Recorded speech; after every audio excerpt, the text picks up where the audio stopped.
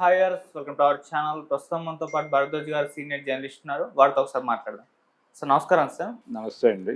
Sir, Gaddar awards ఆ function తర్వాత దిల్ రాజు గారు నిన్న ఒక ప్రెస్ మీట్ పెట్టడం జరిగింది. అక్కడ కాస్త సినిమా ఇండస్ట్రీ వాళ్ళపైన కాస్త కోపం ప్రదర్శించినట్టుగా కనిపించింది. అంటే గవర్నమెంట్ అవార్డ్స్ ఇచ్చినప్పుడు వచ్చి తీసుకోవాలి, మీకు షూటింగ్స్ ఉన్నా సరే రావాలి, గవర్నమెంట్తో ట్రావెల్ అవ్వాలన్నట్టుగా ఆ టోన్లో మాట్లాడడం జరిగింది. సో ఎందుకు మరి టోన్లో కరెక్టేనా?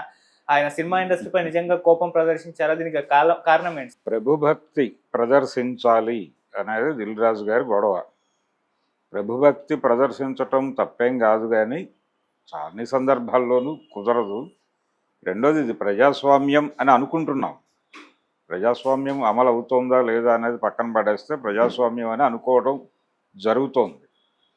కాబట్టి వీలును బట్టి వ్యవహరించటం అనేది కొంచెం, అంటే ప్రతి ఒక్కరికి మార్జిన్ ఇచ్చి ఆలోచించటం, మార్జిన్ ఇచ్చి మాట్లాడటం అనేది ప్రజాస్వామిక లక్షణం.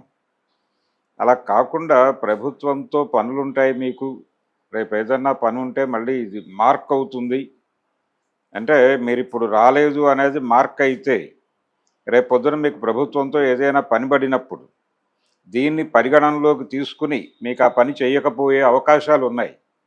కాబట్టి ఒళ్ళు దగ్గర పెట్టుకుని వ్యవహరించండి అని వార్నింగ్ ఇచ్చాడు. అది ప్రజాస్వామిక లక్షణం కాదు, ప్రజాస్వామిక పద్ధతి అంతకంటే కాదు. కాబట్టి దిల్ రాజు గారి ప్రభుభక్తి పరాయణత ఆయనకు ఉండొచ్చు, తప్పులేదు. కానీ ప్రతి ఒక్కరికి ప్రభుభక్తి ఉండాలి అంటే, ఈ మధ్య ఏదో ఒక సెటైర్ చదివాను నేను. ఉద్యోగంలోకి వచ్చేటప్పుడు వాడి సర్టిఫికెట్లు అవి కాదు చూడాల్సింది, ఆ వెన్నుపూసకి వంగే లక్షణం ఉందా లేదా అనేది టెస్ట్ చేసి ఉద్యోగం ఇవ్వండి అని. అలాగా ఇప్పుడు వీళ్ళు కూడా వంగే లక్షణం ఉన్నవాడికి మేము ప్రాధాన్యత ఇస్తాం, వంగే లక్షణం లేనివాడిని పక్కన పెడతాం అన్న ధోరణిలో వార్నింగ్ ఇవ్వటం అనేది ఆ ట్రెండ్ కనిపించింది, ఆ ధోరణి కనిపించింది. అది ప్రజాస్వామికం కాదు. అందుకని దిల్ రాజు గారు అలా మాట్లాడటం, పైగా ఓపెన్ డయాస్ మీద అలాంటి వార్నింగ్లు ఇవ్వటం కరెక్ట్ కాదు. కొంచెం లౌక్యంగా మాట్లాడాలి. మీరు చేసేవి చెయ్యండి, తప్పులేదు. అదే జరుగుతోంది భారతదేశంలో. ప్రజాస్వామ్యం అనే పేరుతో ఒక కాన్స్టిట్యూషన్ని రాసుకున్నప్పటికీ మన నడవడిక అంతా కూడా రాజ్యాంగం ఆమోదించిన క్షణం నుంచి మన నడవడిక అంతా కూడా అప్రజాస్వామికంగానే నడుస్తోంది. అది జవహర్లాల్ నెహ్రూ కావచ్చు, ఇందిరాగాంధీ గారు కావచ్చు, నరేంద్ర మోడీ గారు కావచ్చు, ఇంకెవరైనా కావచ్చు, అప్రజాస్వామిక ధోరణిలోనే, అంటే వాళ్ళకి అనిపించిన పద్ధతిలో రాజ్యాన్ని నడిపించారు, ఎన్టీ రామారావు గారితో సహా. కాబట్టి ఇక్కడ ప్రజాస్వామ్యం లేదు, కాదు ప్రజాస్వామ్యం ఉన్నట్టుగా ఒక అభినయం నడిచేది. ఇప్పుడు ఆ అభినయం పోయింది. ఆ అభినయం పోయి చాలా ఓపెన్గా అమిత్ షా లాంటి వాళ్ళు నగ్నంగా మేము చంపేస్తాం లెవెల్లో మాట్లాడేస్తున్నారు. అదే ధోరణిలో మొన్న తెనాలిలో ఒక నలుగురు యువకుల్ని నడి రోడ్డు మీద, దళిత యువకుల్ని నడి రోడ్డు మీద 3-4 సెంటర్లలో చితక్కొట్టి వార్నింగ్ ఇచ్చారు పోలీసులు. కొట్టడం తప్ప రైటా అన్నది కాదు, వాళ్ళు తప్పు చేశారు అంటే ఓకే. తప్పు చేసినప్పుడు ప్రజాస్వామికంగా ఒక చట్టం ఉంది, ఆ చట్టం ప్రకారం వాళ్ళ మీద కేసులు పెట్టి కోర్టుకు సమర్పిస్తే కోర్టులు వాళ్ళకి శిక్షలు వేస్తాయి. శిక్షలు వేయటానికి కోర్టు ఉంది, నేరస్తుల్ని పట్టుకోవడం వరకు మాత్రమే పోలీసుల బాధ్యతగా రాజ్యాంగంలో రాసి ఉంది. కానీ వీళ్ళు 3rd డిగ్రీ ప్రయోగించడం అనేది కుదరదు రాజ్యాంగం ప్రకారం, కానీ చేస్తున్నారు. 3rd డిగ్రీ ప్రయోగమే కాదు, కాల్చి చంపేస్తున్నారు కూడా. చంపేయటం దాకా వెళ్ళిపోయిన మమ్మల్ని రోడ్డు మీద కొట్టొద్దు అంటారేమిటి అని పోలీసులు ఆశ్చర్యపడ్డారు, అలాగే హోంమంత్రి గారు కూడా ఆశ్చర్యపడ్డారు. అలాగే ఇప్పుడు దిల్ రాజు గారు ఆశ్చర్యపడుతున్నారు. ప్రభుత్వం పిలిస్తే మీరు రాకపోవడం ఏమిటి? ప్రభుత్వం అంటే ఏమనుకుంటున్నారు మీరు?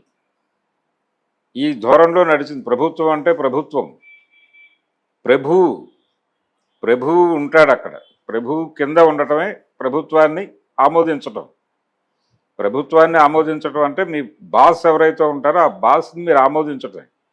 దిల్ రాజును కూడా ఆమోదించాల్సి ఉంటుంది మీరు, లేకపోతే దిల్ రాజే నేరుగా చర్యలు ప్రతిపాదించే అవకాశం ఉంది అని ఒక రకంగా సినిమా ఇండస్ట్రీకి వార్నింగ్గానే చూడాలి. అది అలాంటి వార్నింగుల ట్రెండ్ నడుస్తోంది. కాబట్టి దిల్ రాజు గారు మాట్లాడిన ధోరణిలో తప్పుందని నేను అనుకోవడం లేదు, కానీ ఒక చిన్న సూచన ఏంటంటే కొంచెం లౌక్యం ప్రదర్శించండి. ఓకే. కొంచెం పంచదార కలపండి మీ కషాయంలో, మీ వార్నింగ్ కషాయంలో కొంచెం పంచదార కలిపి, లేకపోతే ఆర్గానిక్గా బెల్లం కలిపో కొంచెం తీపి చేసేవ్వండి ప్రపంచానికి. మేము ఎన్కౌంటర్లు చేసేస్తాం, జాగ్రత్త లెవెల్ వార్నింగ్లు వద్దు. అండ్ సార్ అక్కడ అంటే ఇప్పటికి కూడా సినిమా ఇండస్ట్రీ వాళ్ళు ఈ గద్దర్ అవార్డ్స్ పట్ల సుముఖంగా లేరు అని చెప్పేసి ఈ స్టేట్మెంట్ ద్వారా ఏమన్నా అర్థం చేసుకోవచ్చు, అంటే రాలేదు స్వీకరించడానికి అని దిల్ రాజు గారు ఓపెన్ గా ప్రెస్ మీట్ పెట్టి చెప్పడం వెనకాల ఉన్న అర్థం ఏంటి, ఇదేనా? ఇప్పుడు ఎవరు రాలేదు? బాలకృష్ణ గారు వచ్చాడు, అవును. అల్లు అర్జున్ గారు వచ్చాడు, ఉమ్. వచ్చి సవినయముగా వినయ ప్రదర్శన చేశాడు ఆయన. బాలకృష్ణ గారు తనదైన పద్ధతిలో, అంటే ఆయన రేవంత్ రెడ్డి గారిని ఆయన కాంగ్రెస్ పార్టీకి చెందినటువంటి తెలంగాణ రాష్ట్ర ముఖ్యమంత్రిగా మాత్రమే చూడలేదు.